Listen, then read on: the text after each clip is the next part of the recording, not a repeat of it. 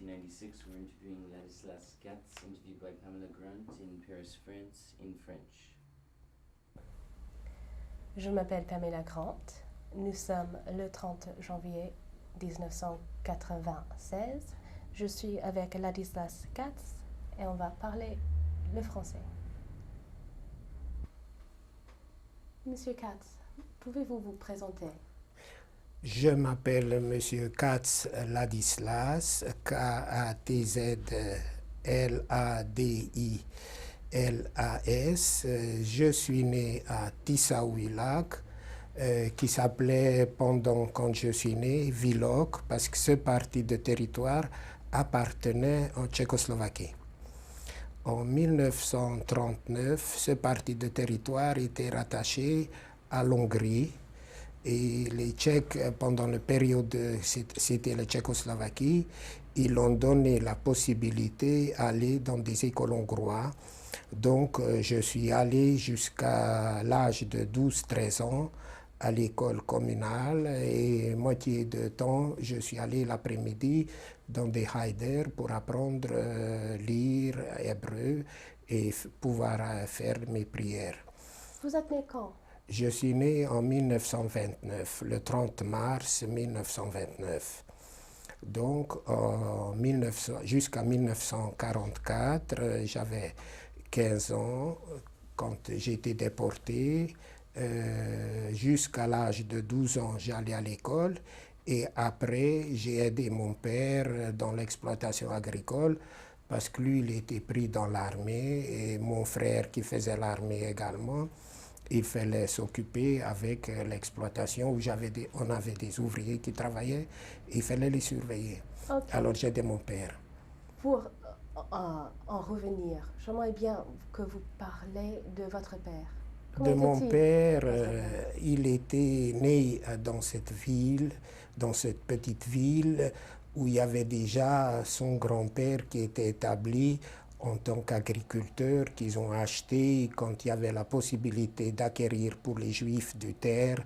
Ils sont établis dans cette ville, ils ont acheté des terres qu'ils ont exploitées eux-mêmes avec les ouvriers qui restaient très attachés à cette ville et à ce qu'ils possédaient. Deux questions. Comment c'était son nom et depuis quand ils étaient dans cette ville? Il s'appelait Maure, c'est-à-dire Maurice, et il était depuis sa naissance environ 60 ans avant la guerre qu'il est né. Il était déporté avant l'âge de 60 ans, je pense. Mais je voudrais parler de vos parents, vos grands-parents. Ça date depuis quand? Depuis 1848, ils avaient le droit d'établir dans cette ville. Parce qu'avant, les Juifs, ils n'avaient pas le droit d'établir n'importe où, en Hongrie même, malgré que c'était assez libéral dans l'Empire Autriche-Hongrie. Les Juifs, ils avaient une certaine liberté, mais pas toutes. Ils l'ont acquis après la Révolution française. Et ça, c'était comme un traînée de poudre où ils ont donné l'autorisation pour les Juifs d'Europe s'établir et posséder de la terre et faire des études supérieures, aller à l'université et faire les études. Alors mon père, comme il était fils unique, il a pris après la succession, il a aidé son père et il a pris après la succession de l'exploitation agricole.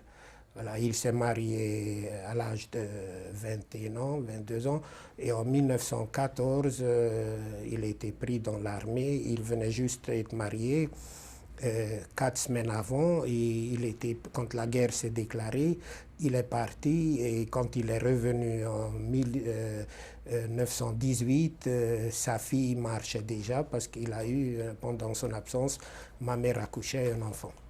Et qu'est-ce qu'il faisait à la guerre?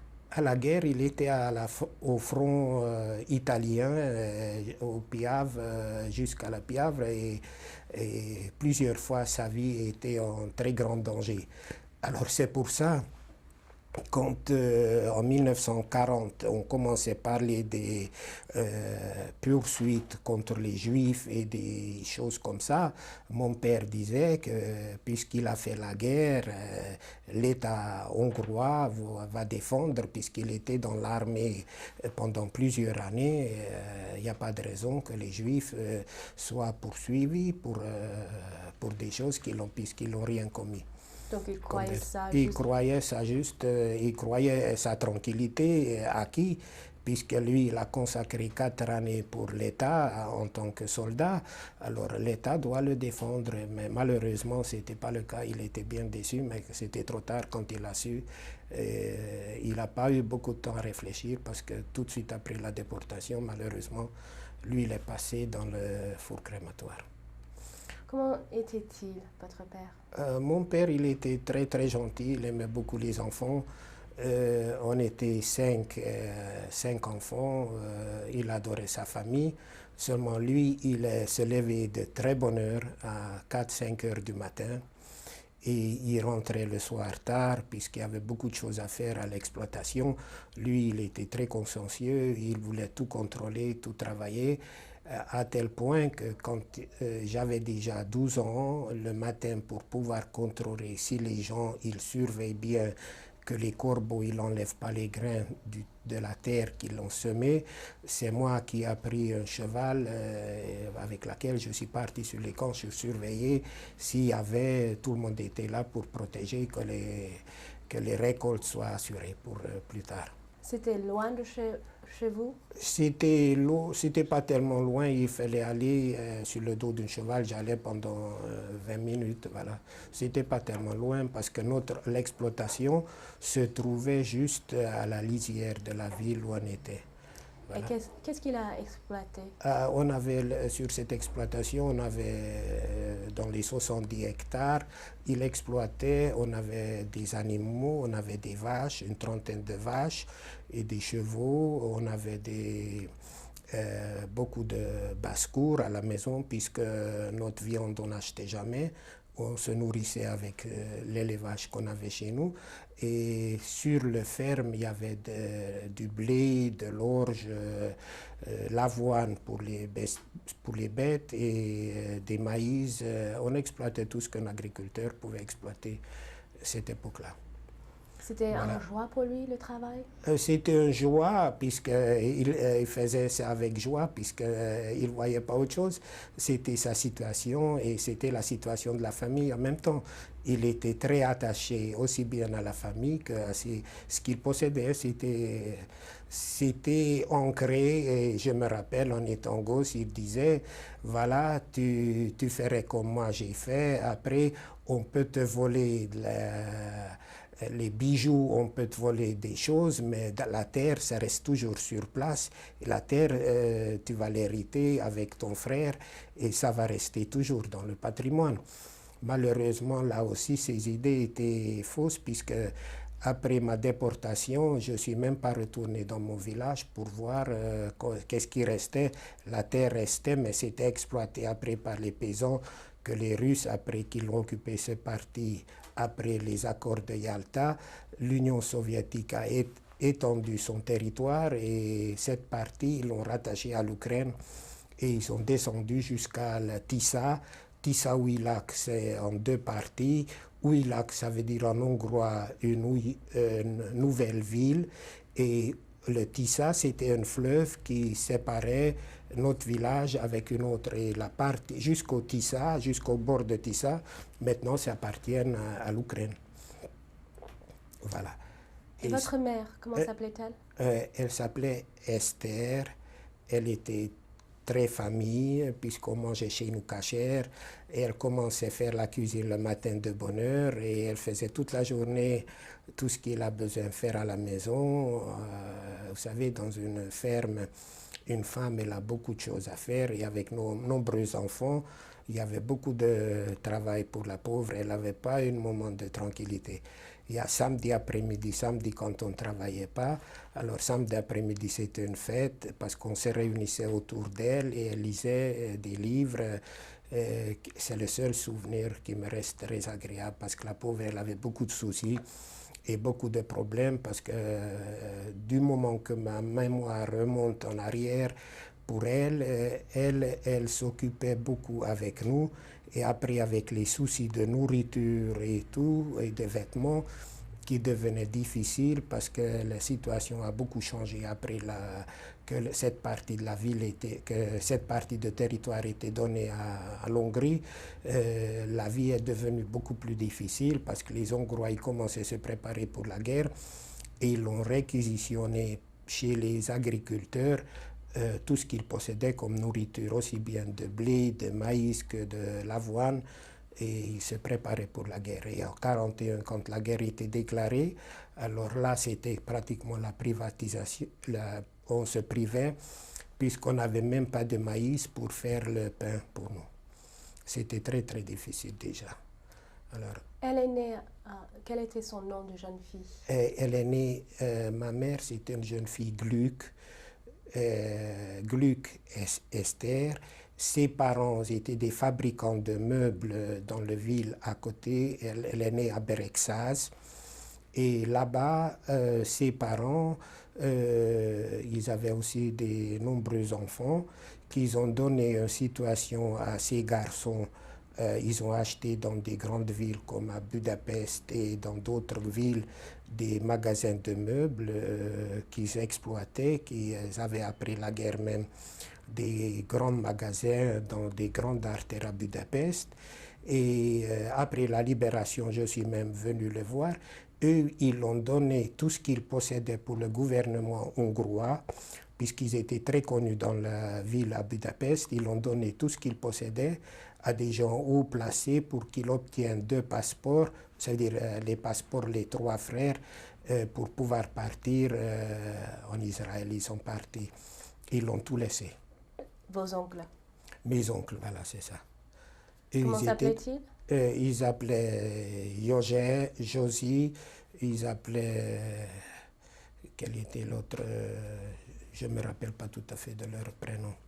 Sur le coup. Comment ils se sont rencontrés, vos parents? Mes parents, cette époque-là, comme mon père était fils unique, et sa mère, c'est-à-dire il a perdu très jeune son père, qui était tué par un buffle.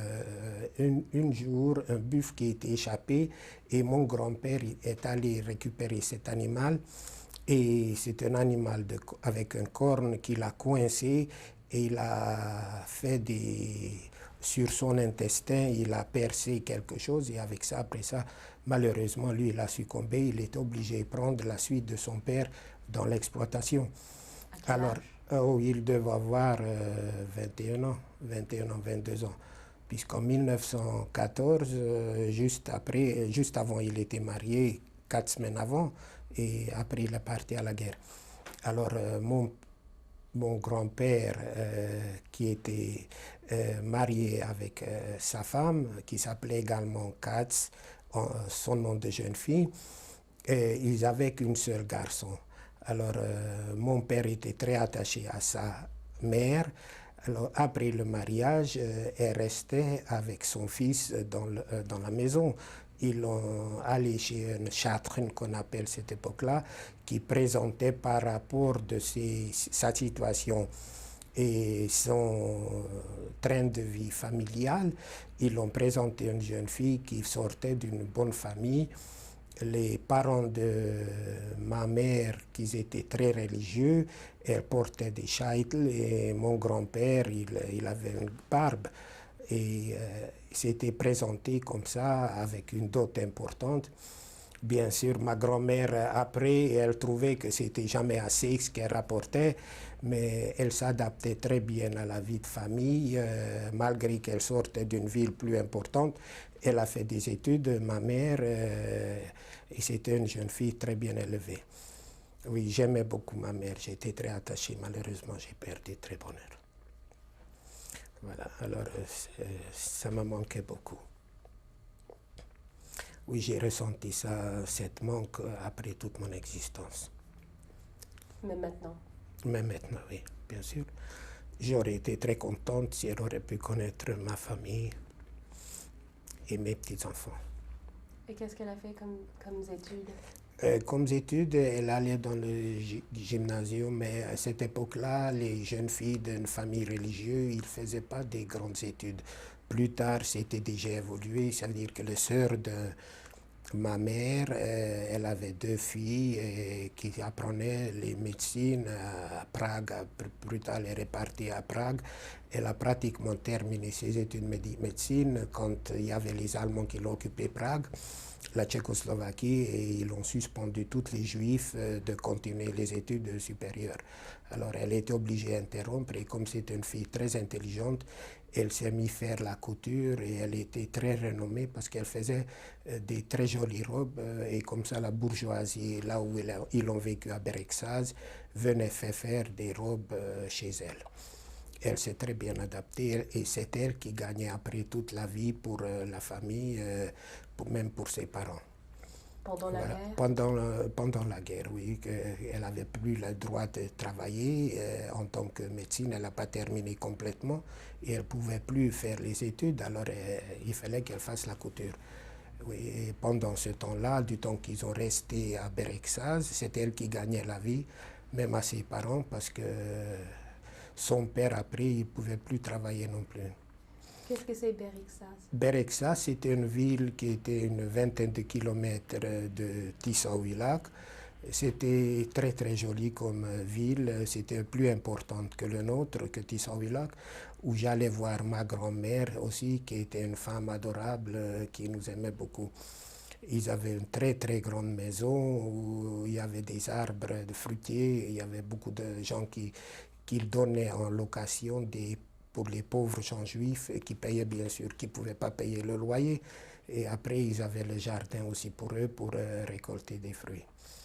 Mais c'était très très joli et j'avais de très bons souvenirs avec elle.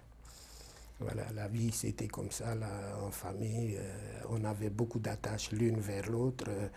Moi avec mes frères et sœurs, malgré la difficulté économique, ce qu'on avait déjà vu la situation, et les Juifs, ils étaient déjà maltraités. Les enfants de l'école, ils étaient déjà montés l'une contre l'autre. On savait qu'on était des Juifs. Ils nous ont fait sentir. Et c'était difficile. Depuis toujours ou pendant la guerre? C'était depuis que l'Hongrie était, c'est-à-dire cette partie du territoire était attachée à l'Hongrie par les Allemands qui l'ont donné. Alors là, ils commençaient déjà, les fascistes, faire leur travail souterrain dans le pays pour aiguiser les populations contre les Juifs. Et voilà. Est-ce qu'il y avait des incidents? Il y avait des incidents, mais en tant qu'enfant, là, je ne me rappelle pas tellement des histoires. Mes parents, ils nous ont essayé de nous préserver contre les problèmes qui passaient à l'extérieur de la famille pour qu'on ne soit pas trop imprégné par ces choses. C'était suffisant ce qui se passait à l'école, qu'on vous traitait sale juif et des choses comme ça. Voilà. Pouvez-vous me parler de vos frères et sœurs? Alors, j'avais un grand frère que j'aimais beaucoup. Il s'appelait Desjeux. Il faisait des études agronomes. Il a fait à côté de Pojogne, il a fait une grande école agronome où il a terminé. Il était très aimé par ses professeurs et lui, il emmenait une certaine modernité dans l'agriculture chez nous, ce qu'il a appris déjà à l'école. Mais malheureusement, ses études, il ne pouvait pas mettre après en pratique parce qu'il était appelé à l'armée et quand il a fini l'armée, les Hongrois, ils l'ont pris pour faire, ça s'appelait Munkaszervezet, ça veut dire qu'il allait travailler les tranchées, il préparait les tranchées pour l'armée, il faisait du travail de génie pour l'armée. Les Juifs, ils gardaient leurs vêtements civils et ils avaient juste un chapeau avec un brassard qu'il était attaché à l'armée. Alors lui, il a fait pendant 6 ans, c'est-à-dire 2 ans de l'armée et 4 ans de service pour l'armée. Alors il était pendant 6 ans à l'armée. Il est né à quelle année? Il est né, je pense que mon père devait être à une permission quand il a conçu. Il devait venir au monde en 1913, je pense. Et après, lui, il était pendant la période, c'est-à-dire c'était un très bon élève, il aidait beaucoup mon père dans le travail en étant jeune déjà, quand il a sorti de l'école, il a aidé beaucoup et quand il a terminé son armée pratiquement, il était en 1941 à la frontière avec les Russes quand les Hongrois ils ont attaqué l'Union soviétique aussi, avec les Allemands parce qu'eux, ils étaient associés avec les Allemands pour attaquer l'Union soviétique, ils ont déclaré la guerre. Alors mon frère, il était sur la frontière. Et cette époque-là, déjà, il y avait des déportations des Juifs qui l'ont emmené sur la frontière, en Pologne, toutes ces régions-là, et ils ont fusillé des Juifs dans le Don, dans le Dniepr, et il a vu des jeunes filles qui ont mendié un bout de pain, ce qu'ils pouvaient donner, ce qu'ils possédaient, ces gens-là qui travaillaient, qui faisaient du travail pour l'armée. Et il a vu des gens qui étaient jetés dans le fleuve, qui l'ont exécuté comme ça. Alors il a dit qu'il aurait fallu qu'on se cache, mais il aurait pu partir en Union soviétique, puisqu'il était carrément à la frontière. Il avait des amis qui sont partis de l'autre côté de la frontière, et ils se sont sauvés comme ça. Mais mon frère, il savait que bientôt il serait démobilisé, il a fait largement son temps, et il voulait rentrer à la maison pour être à côté des parents et à côté ses frères et sœurs. Et il est revenu après à la maison, effectivement, il nous a raconté toute la misère, ce qu'il a vécu, ce qu'il a vu, il était très désespéré. Alors quand on était déportés tous les deux, c'est-à-dire toute la famille, on a resté que tous les deux séparés de notre famille, il a dit qu'il aurait dû passer de l'autre côté, mais le hasard des choses, le destin s'était fait qu'on est resté très peu de temps ensemble et après lui, il était sélectionné pour un travail ailleurs et moi, j'ai resté en Auschwitz, sélectionné après dans une autre région. On va en parler, mais j'aimerais bien juste revenir et parler plus de votre famille en tant qu'enfant. Donc, c'était triste ma jeunesse parce que pratiquement j'avais pas de jeunesse. Je pouvais pas jouer, mon temps libre était occupé pour aider mes parents. J'avais de très jeune âge hérité des soucis, essayé de m'appliquer. Et je ne sais pas, peut-être c'est ça qui m'a sauvé. J'ai porté des sacs à 13-14 ans, des sacs de 50 kilos sur mon dos. Quand on faisait de récolte de blé, il fallait aider, il fallait porter parce que des hommes, ils étaient mobilisés pour l'armée, il n'y avait pas beaucoup d'hommes disponibles. Alors c'est moi en tant qu'enfant qui m'expliquait, qui aidait tout ce que j'ai pu faire. Donc pendant votre jeunesse, il y avait des frères et des sœurs, il y avait oui, alors la plus grande. Il y avait le plus grand et j'avais c'était des jeux qui étaient mon frère le plus grand et j'avais une grande sœur également qui aidait ma mère à la maison pour faire tout ce qu'il fallait à la maison et à part ça j'avais une petite sœur. Alors ma grande sœur elle adorait faire des broderies. C'est une fille qui approchait 20 ans. Elle s'appelait Shari Sarah. Et elle était très jolie fille, elle était très mince et elle s'appliquait beaucoup et on avait une grand-mère qui était très très énergique, elle s'était vouée corps et âme pour sa maison, pour son agriculteur, pour tout ce qui se passait à l'intérieur. C'est elle qui faisait mettre les poulets sur les œufs pour avoir des petits poussins. C'est elle qui s'occupait avec tout le jardinage à la maison parce qu'on avait à côté de notre maison un grand jardin où elle faisait des fleurs, des légumes, des tomates et tout ce qu'il fallait pour la maison. Votre sœur ou votre grand-mère? Ma grand-mère. Alors, elle a fait ma grand-mère Katz, oui, du côté, c'était la mère de notre père qui vivait avec nous. Alors, elle a mis dans le coup ma sœur aussi, ma grande sœur, qu'elle aide pour...